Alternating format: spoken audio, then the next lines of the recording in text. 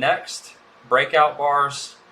All you really have to know about breakout bars is if you utilize them, I'm going to take away the clouds.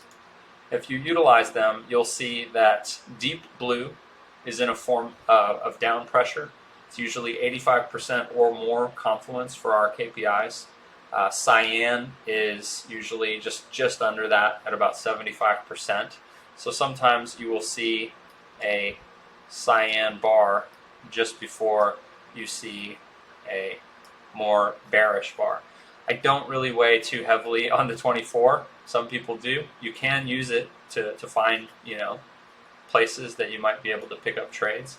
But again, I don't necessarily endorse using smaller time frames unless you get comfortable with it and you enjoy it. Then you can. That's why we have this data. You can use it as small of time frame as you want. But just understand that the smaller the time frame and the higher the leverage, the more taxing it's going to be, the more flippant the price action will be, and so forth and so on. So you have to really enjoy being in front of charts a lot and playing the game at that level. You can do well playing larger time frames as well, and it might be something that's conducive to more sanity. So with that being said, orange is our most bullish color, indicating 85% bullish confluence building within those bars, right? Bar by bar.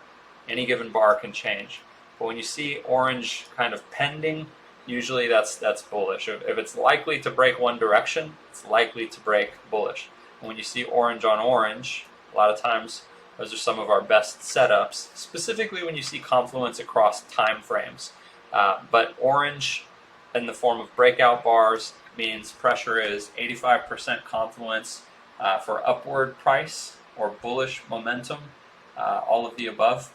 And yellow is the equivalent of cyan, but yellow is a high temperature color indicating hot rising price action, right? So it goes from cyan to deep blue when things are getting more bearish, and it goes from yellow, which is about 75% bullish confluence, to orange, which is about 85% or more bullish confluence when things are getting bullish.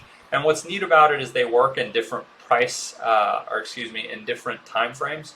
So you can sometimes utilize data on the 4-hour time frame that's pending orange to kind of like say, hey, I'm going to look for a bullish long, right? I'm going to look for a long in my smaller time frame trades because I see an orange breakout bar, forming, or a current, orange breakout bar in the 4-hour or the 12-hour or the 1 day. And so when you see confluence with orange bars across those larger time frames, it kind of lets you know that that larger time frame price action is at least statistically probable to pull your shorter term trades in that direction. It doesn't remove the volatility. You could still easily get stopped out. If you use high leverage, you're still playing a high risk game, but it at least gives you an idea of what statistics are working for you or working against you, right? It's very dangerous to long in an environment where the 1 day, 2 day, 3 day, 4 day, 5 day, 6 day, and 1 week, and 2 week, and 1 month are all deep blue. You wouldn't want to do that. That would be conditions conducive to your failure if you were searching for a long. So instead, you would search for a short. It's really kind of a simple, gamified way to play the game. So that's pressure lines. I do want to point out a couple things that the data allows for alarms to be set on each of these, right?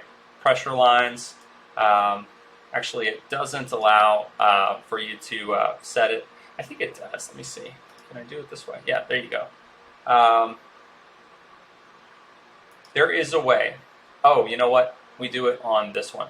So the alarms can be set on this particular setting. So if I want to set an alarm for breakout bars, I actually have to use the Confluence Monitor 5.0 with breakout analysis, and that is where I can actually go in here and I can set alarms for the weighted tracker, right?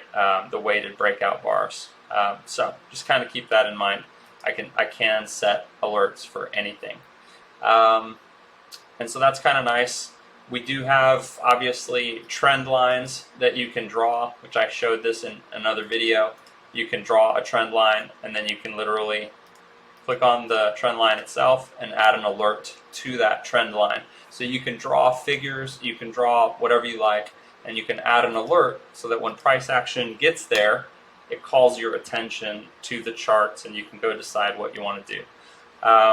So that's nothing to do with the algos, that's just kind of a separate side note. Movement monitor, I think, is where we're at. Let me double check.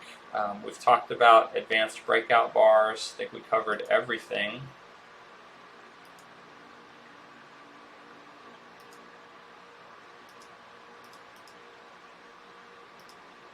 Yeah, we've covered everything.